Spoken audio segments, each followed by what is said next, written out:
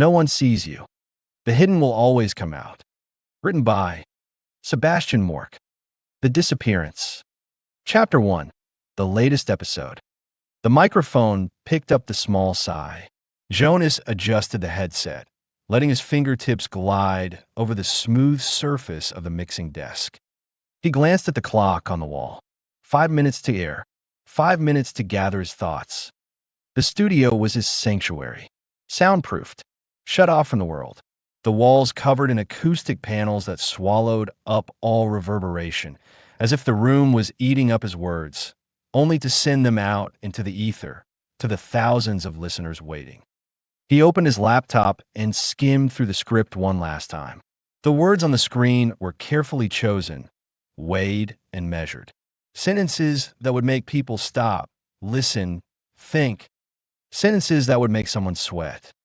Jonas took a deep breath and felt his adrenaline rising. This was what he lived for. The moment before everything changed. 3, 2, 1.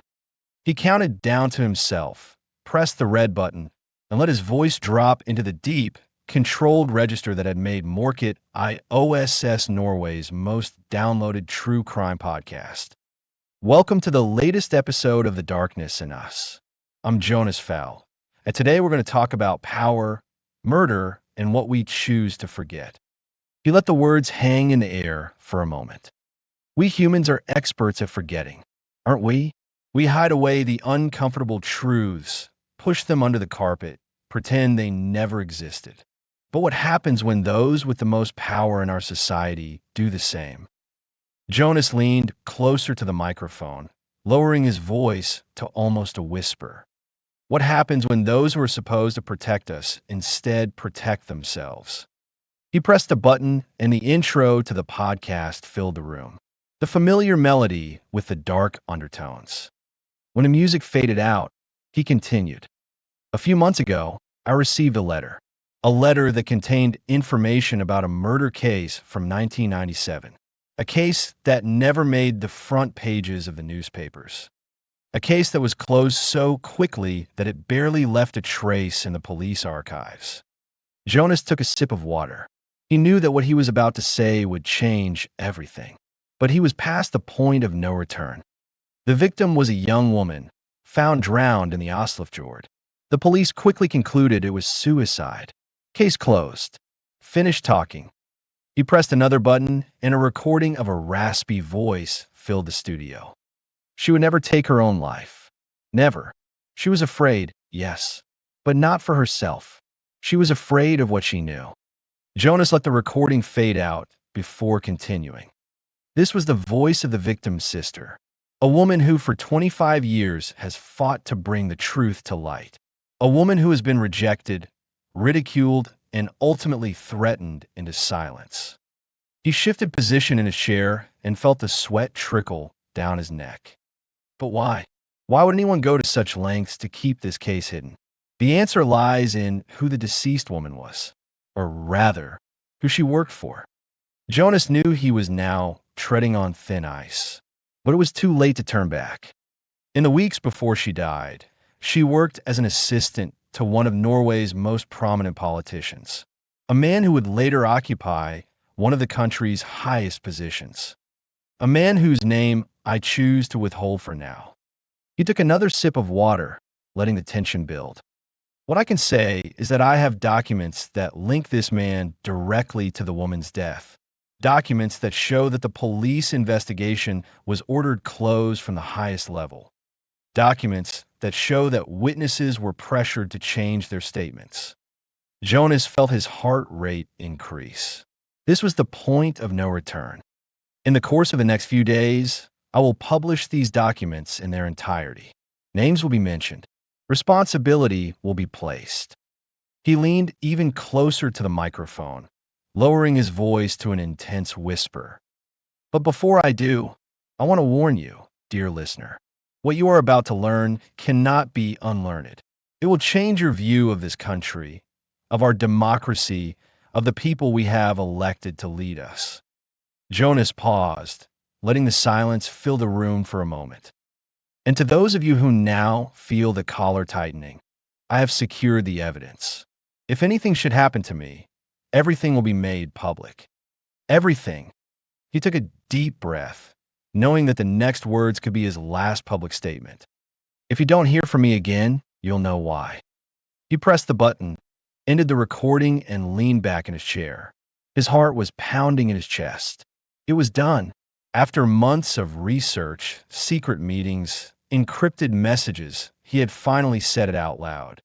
Throwing down the gauntlet, Jonas copied the file to an encrypted memory stick, a routine he had established a long time ago. Always have a backup. Always have insurance. He opened a VPN connection on his laptop, logged into an anonymous email account, and uploaded the file. The recipient was an email address made up of random numbers and letters. An address that belonged to a person he had never met, but who he trusted with his life. In the email, he simply wrote, as agreed, "Will only open if I don't contact you within 48 hours." He pressed send, closed the laptop, and felt a strange calm descend over him. It was as if a weight had been lifted from his shoulders. No matter what happened now, the truth could not be buried again. Jonas packed up his equipment, turned off the lights in the studio, and locked the door behind him. The corridor in the old industrial space was empty and silent. His footsteps echoed against the concrete floor. He had always liked this building, its anonymity, its decay. It suited him. Outside, the autumn evening was cold and clear. The stars were visible over the city, a rarity in Oslo. Jonas pulled his black coat tighter around him and started walking towards the parking lot. That's when he saw it. A black sedan parked under a streetlight that didn't work. The car had tinted windows, and he couldn't see who was behind the wheel. But he knew someone was there, observing, waiting. Jonas paused, assessing the situation. He could turn around, go back into the building, find another exit. But to what end? If they had found him here, they would find him anywhere. He continued to walk, with determined steps, directly towards the car. If this was the end, he would meet it standing up. When he was halfway across the parking lot, the driver's door opened. A figure stepped out, tall and broad across the shoulders. In the dim light, Jonas could make out the contours of a face he recognized, a face from another time, another life. "Hello, Jonas," said the man, in a voice that was both foreign and eerily familiar. "Or should I call you by your real name?" Jonas froze. No one had called him by his real name for over 20 years. No one who was still alive. "What do you want?"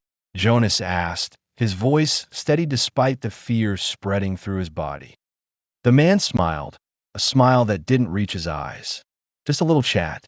About the past. About the future. About choices. Jonas looked around. The parking lot was empty. No witnesses. No help to be had. "I don't think we have anything to talk about," he said, taking a step back. The man laughed softly. "Oh, I think we have. Especially after your little broadcast today." Jonas felt an icy fear gripping him. They had heard the podcast already. That meant they had been watching him, maybe for weeks, months. "Who's we?" Jonas asked, to save time, to keep the man talking. The man took a step closer. "You know very well who we are, Jonas. You've been digging into our affairs long enough." At that moment, Jonas saw a movement out of the corner of his eye. Another figure approached from the side, silent, almost invisible in the darkness. Jonas turned to run, but his legs refused to cooperate. A strange numbness spread from his neck down through his body. He tried to shout, but no sound came out. The last thing he saw before the darkness enveloped him was the man's face, now close to his own. "You should have stuck to the dead stuff, Jonas. The living are so much more dangerous." Then everything went black. Jonas woke up to the sound of dripping water. A monotonous, rhythmic sound that cut through the fog in his head.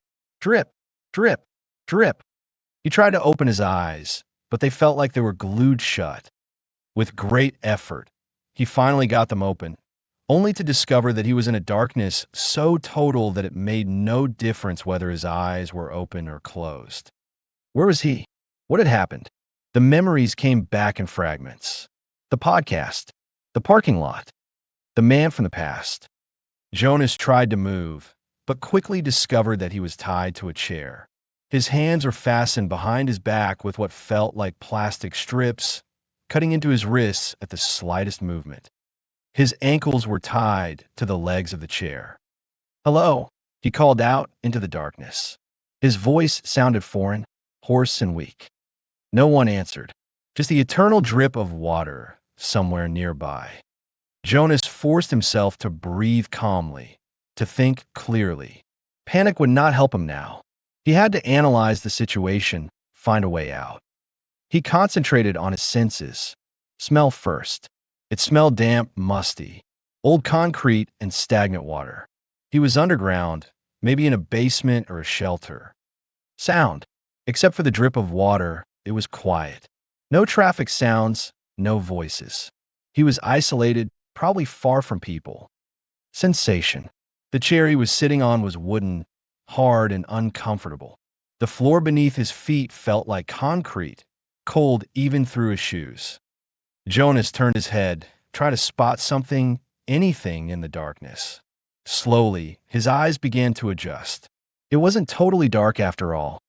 A faint, grayish light seeped in from what must be a small window high up on the wall. He could now make out the contours of the room. It was small, maybe 4 by 4 meters. The walls were concrete, stained by moisture and age. In one corner, he could see a sink, the source of the dripping water. Jonas twisted his wrists, testing the bindings. They were tight, but perhaps not impossible to get out of. He had read about techniques, interviewed experts for his podcast. Now, he had to try to apply that knowledge. He started working with his hands, twisting and turning them, ignoring the pain as the plastic cut into his skin. If only he could create some slack, some space. A sound stopped him. Footsteps. Someone was approaching. Heavy, determined footsteps on what sounded like a concrete staircase. Jonas froze, his heart hammering in his chest. This was the moment he would get answers. Or maybe the moment he would die. A door opened behind him.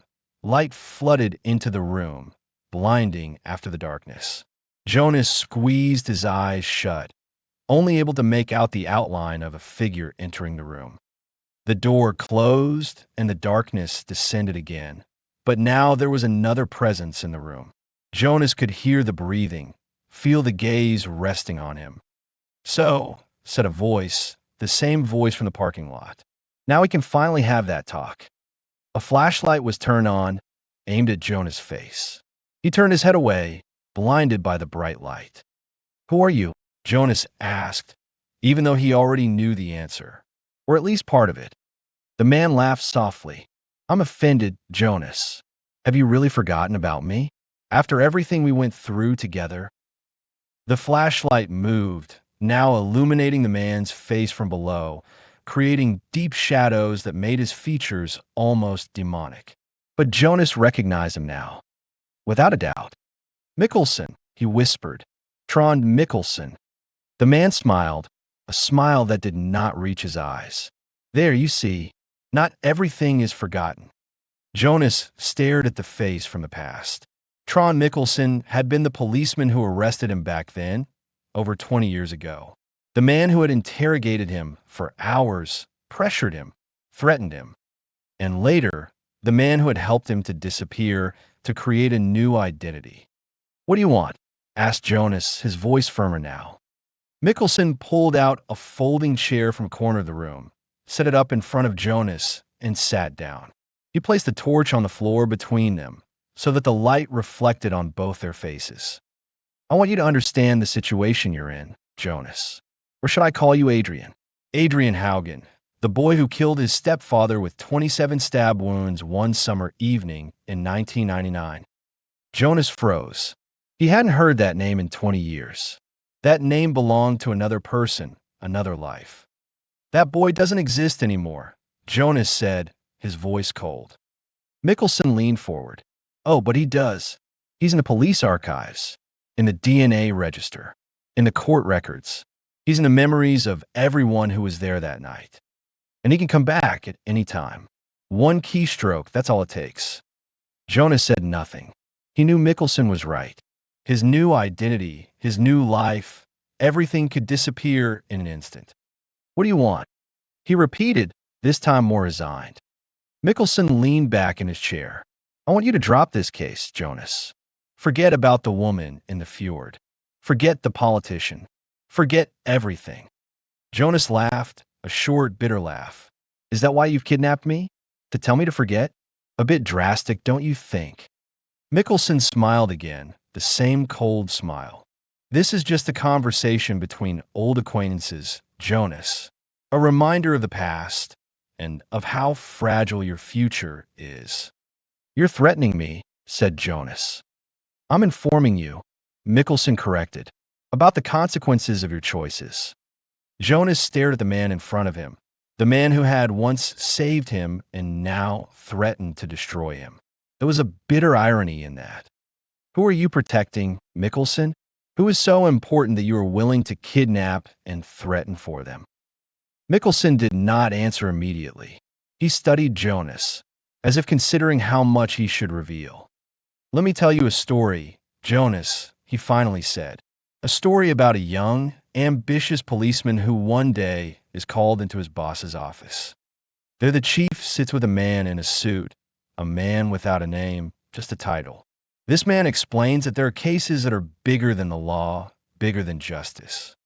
Things that are about national security, about stability, about the greater good. Mikkelsen leaned forward again, his voice now almost a whisper. And then this young policeman is given a choice. He can either become a part of this system, protecting the secrets that need protecting, or he can disappear.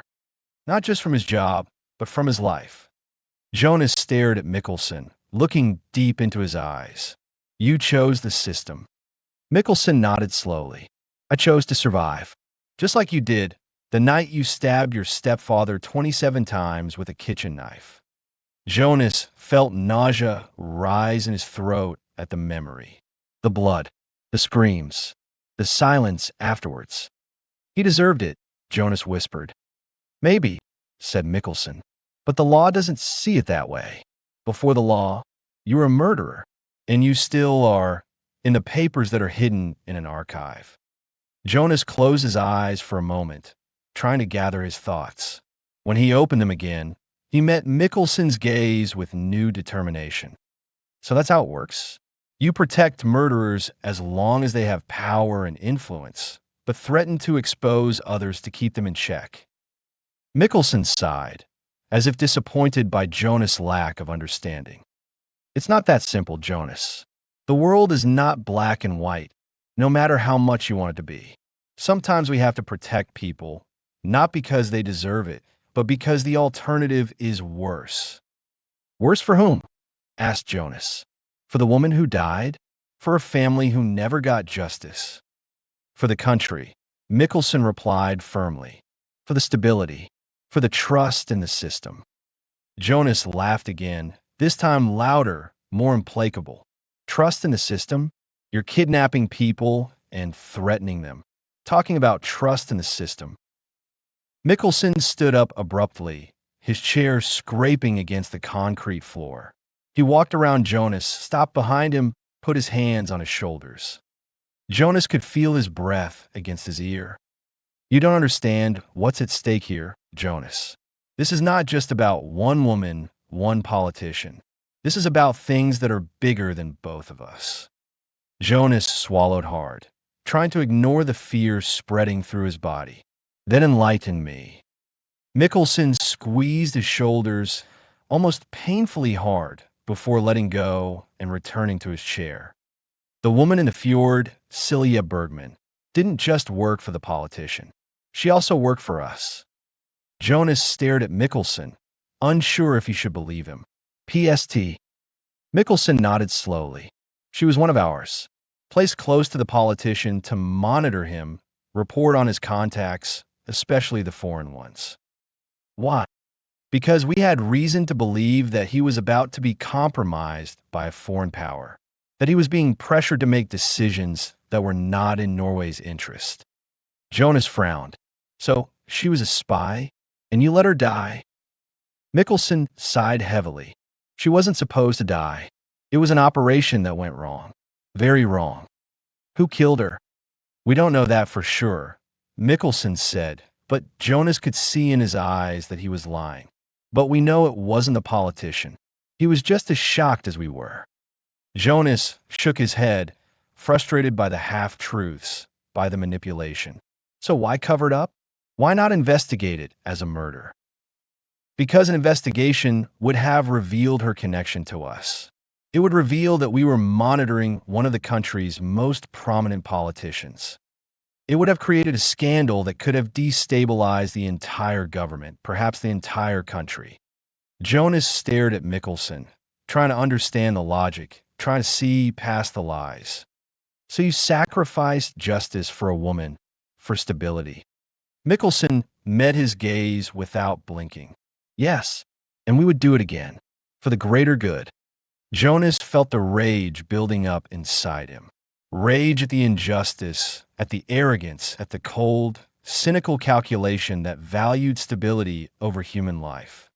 And now you want me to stay silent, forget about it all, pretend nothing happened? Mickelson leaned forward, his voice intense. I want you to understand the consequences of your choices, Jonas. If you go ahead with this, it won't just destroy you. It will destroy many others. Innocent people. Jonas stared at the man in front of him, the man who represented a system he had learned to fear and suspect. And if I refuse? Mickelson smiled again, the same cold smile. Then Adrian Haugen will come back from the dead, and Jonas Fowl will disappear forever. They sat in silence for a moment, only the sound of the dripping water breaking the silence. Think about it, Jonas, Mickelson finally said. You've built a good life, a successful career, fans who love your work. Are you willing to sacrifice all that for a cause you can't win? Jonas met his gaze, firm and implacable. Sometimes it's not about winning. It's about doing the right thing. Mickelson sighed and stood up from his chair. Naive, Jonas. But I'll give you time to think. Until tomorrow. He picked up the flashlight and aimed it at Jonas' face one last time. For your sake, I hope you make the right choice. Then he turned and walked towards the door. The sound of a key turning in the lock. And then Jonas was alone again in the dark, with only his thoughts and the sound of dripping water for company. The request. Nora Björk drummed her fingers against the tabletop, staring at the screen in front of her. The images of the man and woman in the hotel told a story as old as time itself. Lies, deception, lust. Boring, predictable, degrading. Exactly the opposite of the job she had left 3 years ago. She zoomed in on the picture where the man put his hand on the woman's lower back as they entered the hotel elevator. Clear enough. The client would be satisfied, but the marriage shattered. Another day at work. Nora leaned back in her office chair. It creaked protestingly, just like the rest of the small office space she rented on the second floor above the flower shop in the center of Lillestrøm. The sign on the door, Björk Etterforskning, had been a hopeful signal of a new start. Now it felt more like a joke. The ringing sound cut through the silence. Nora frowned. It was almost 7 o'clock in the evening, long after normal opening hours. She let it ring 4 times before she picked up. Björk. Is this Nora Björk? The private investigator. The woman's voice on the other side was tense, frantic. It's me. My name is Kaya Fowl. I am in need of help. It's my brother Dash. I don't take disappearance cases, Nora interrupted, her eyes still fixed on the images on the screen. Call the police. I've called the police. They won't do anything. Nora sighed. Mrs. Fowl Dash. Mississippi. Ms. Fowl. If the police don't take the case, it's usually because there is no case. People disappear of their own free will all the time. Not Jonas. He would never. His voice broke. He would never just disappear without telling me. Nora closed her eyes for a moment. She had heard this conversation before, with different names, different circumstances, the same desperation. How long has he been gone? Almost 2 days. No one has seen him since he recorded his podcast on Wednesday night. Something in Nora's memory stirred. Podcast. Dark Tracks. He's the host. Jonas Fowl. Nora opened her eyes again, frowning. She'd heard about the podcast, true crime, crime psychology, that sort of thing. Popular. Look, I understand that you're worried, but dash. Can I come to your office? Now. I'll pay for your time, of course. Nora glanced at the clock, at the finished pictures, at the half-empty coffee cup. She should say no. Send the woman home. Tell her that her brother had probably just taken a spontaneous vacation or was drunk somewhere. The address is Store Goddess 17, second floor. I'll be there in 20 minutes. The line went silent. Nora put the phone down and massaged her temples. Why'd she said yes? She didn't need more problems, more desperate people with unrealistic expectations. She got up, went to the small kitchenette, and put on more coffee. The smell of freshly brewed coffee filled the room, mingling with the smell of dust and stale air. She should ventilate more, wash the floor, maybe even buy a plant. 20 minutes later, there was a knock on the door. Nora opened it, meeting the gaze of a woman in her mid-30s. Tall, slim, with the same dark blonde hair as her brother, if the picture on the podcast website was correct. Her eyes were red-rimmed, her skin pale under a thin layer of makeup. Ms. Fowl. Kaya. She held out her hand, and Nora took it. A firm handshake despite the obvious exhaustion. Come in. Nora led her to the worn sofa by the window and sat down in the chair opposite the low table. Kaya sank down into the sofa, placing a worn leather bag next to her. Tell me about your brother.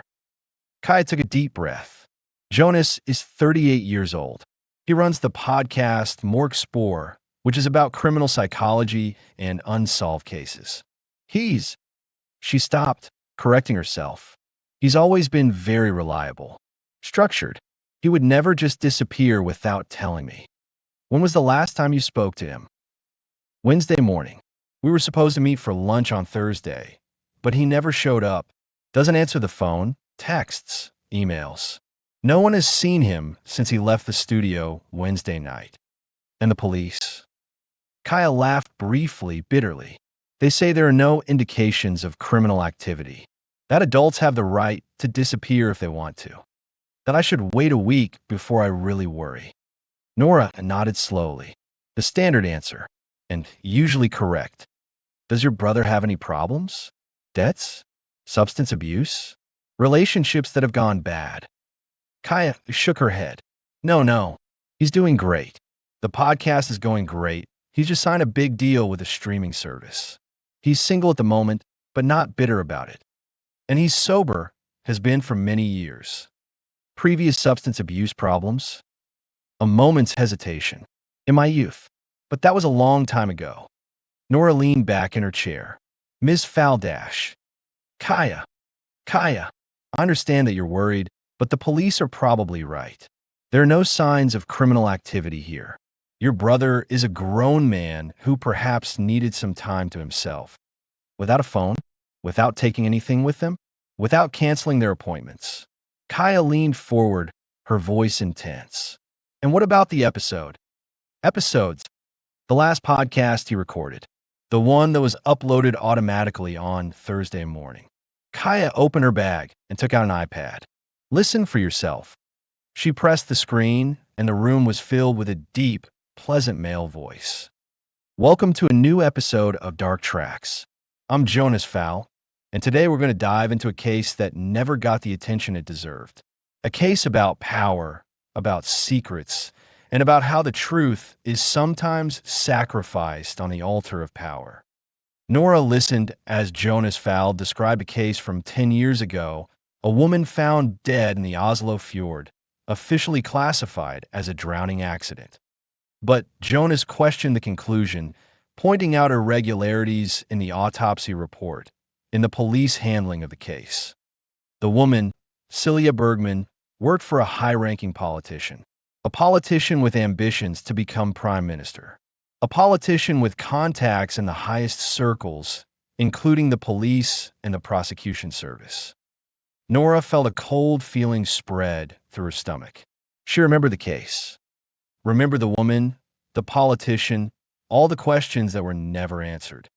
The official narrative was that Celia Bergman had drunk too much at a party, fell into the water, and drowned. But the autopsy report showed traces of violence that could not be explained by a fall. And witnesses told of a heated discussion between Bergman and the politician earlier in the evening. Jonas Fowl's voice became more intense, more passionate. What did Celia Bergman know? What was she threatening to reveal? And who protected the politician when the investigation was suddenly closed, despite all the unanswered questions? Kaya stopped the playback, looked at Nora with an intense gaze. The day after he recorded this, he disappeared. Nora stared back, trying to keep her face expressionless. But inside her mind was racing. Celia Bergman, the politician, all the lies. This proves nothing. Don't you see the connection? He's digging into a case where some powerful people may have killed a woman and got away with it. And then he disappears. Nora got up and went to the window. Outside, darkness had descended on Lillestrøm, the streetlights casting a yellowish glow over the wet streets. She saw her own reflection in the window, pale, tense, with shadows under her eyes that never quite disappeared. "Why did you come to me?" she asked without turning around. "I Googled you. You were in the CID. You worked on murder cases. That was before. You have experience. You have contacts. You know how the system works." Nora laughed briefly, without humor. "Yes, I know how the system works. That's why I know that your brother has probably just taken a break. You don't believe it yourself." Nora turned slowly, meeting Kaya's gaze. "What do you know about me?" "I know you left the police force after a case that went wrong. A case where your colleague died." Nora froze. "It's not on Google. I have a friend who works in the press. He told me a bit." "Then you know I'm not the right person for this job." Kaya also stood up and took a step closer. "On the contrary, you are exactly the right person. You know what it's like when the system fails. When the truth is sacrificed." Nora swallowed hard, feeling the familiar lump in her throat. The images from that day, 3 years ago, flickered through her mind. Blood on the asphalt, sirens, Eric's lifeless eyes staring up at the sky. "I can't help you. Can't or won't." Nora stared at the woman in front of her, saw the desperation, the fear, the hope. She recognized herself in that gaze, as she had been before, when she still believed in justice and truth. "Both." Kaya nodded slowly, picked up the iPad, and put it back in her bag. "I understand. Thank you for your time." She walked towards the door, stopping with her hand on the handle. "You know what the worst part is? That I don't even know if he's alive or dead. That I may never know." Nora said nothing, just watched as Kaya opened the door. "One last thing," Kaya said, turning around halfway. "In the last episode, the one you just heard, Jonas mentioned a CID investigator who was taken off the case. Someone who asked too many questions." Nora froze. He did not mention names, but he said this investigator later lost his partner under mysterious circumstances and left the police. The silence that followed was heavy, charged with unspoken words, with old pain that had never quite healed. "Good evening, Nora Björk." The door closed with a soft click, and Nora was alone again. She stood motionless for several minutes, listening to the footsteps disappearing down the stairs, out into the street, into the night. Then she went to the computer, opened a drawer in the desk, and took out a hard drive she had promised herself never to touch again. She plugged it in and entered the password she had never managed to forget. The files opened up, reports, photos, notes. Celia Bergman smiled at her from an ID photo, unaware that she only had weeks to live. The politician, now minister, looked serious in a press photo, surrounded by advisors and security guards. And there, further down in the folder, the picture of Eric, her partner, her friend, the only one who had believed her when she said, that something wasn't right with the Bergman case. The only one who had supported her when she refused to let go, even after the boss had ordered them to close the investigation. The only one who had been with her the night they followed an anonymous tip to a warehouse in Grorudalen, only to be met by bullets instead of evidence. Nora closed her eyes, feeling the old emotions welling up, the rage, the grief, the crushing guilt. She had dragged Eric into it. She had insisted that they follow the tip, despite the fact that it broke protocol. She had. The phone rang again, pulling her out of her memories. She looked at the display, an unknown number. Björk. Nora Björk. A man's voice this time, deep calm. My name is Mikkelsen. PST. Nora froze. What can I help PST with? I understand that you've just had a visit from Kaya Fowl regarding her brother. Nora said nothing, but her heart rate increased. How did they know? Had they been watching her? Were they following Kaya? Miss Björk, I'm calling to give you some well-meaning advice. Do not get involved in this case. I haven't taken any cases. Good. Keep it that way. His voice was still calm, but with an underlying hardness. Jonas Fowl has gotten himself into something far bigger than himself. Something that affects national security. Where is he? A short pause. That's not your concern. Is he alive? Like I said, not your concern. Unless you make it your concern. Threat. Clear, albeit indirect. Is this an official warning from PST? Let's call it a collegial conversation. One that never took place. I'm not your colleague anymore. No, and maybe it's just as well. For your own sake. Another pause. Good evening, Nora Björk. The line was broken. Nora stared at the phone, feeling her heart pounding her chest. PST. Involved in a disappearance case. A podcast host who had been digging into an old murder case. She looked at the screen again, at the pictures, at all the threads she had tried to unravel 3 years ago, only to be stopped. Ordered to let go. And then, when she and Eric had refused to let go, someone had been waiting for them in the dark. Nora had survived. Eric had not. She had never been told who fired the shots or why. The official explanation was that they had surprised burglars. Wrong place, wrong time. A tragic accident. She had known better. But without evidence, without support, with a partner dead because of her stubbornness, she had finally given up. Accepted the resignation, retreated to this small office in Lillestrøm, to infidelity cases and insurance fraud. Nora closed the files, disconnected the hard drive, and put it back in the drawer. She should destroy it, burn it, forget the whole thing.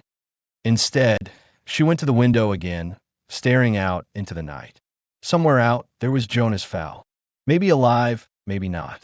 A man who'd been digging into the same case that had cost Erica's life. A man who had disappeared just after he had started asking the same questions she had asked 3 years ago. The phone rang again. The same unknown number. Nora let it ring, let it go to voicemail.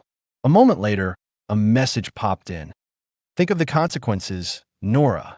For yourself. For others.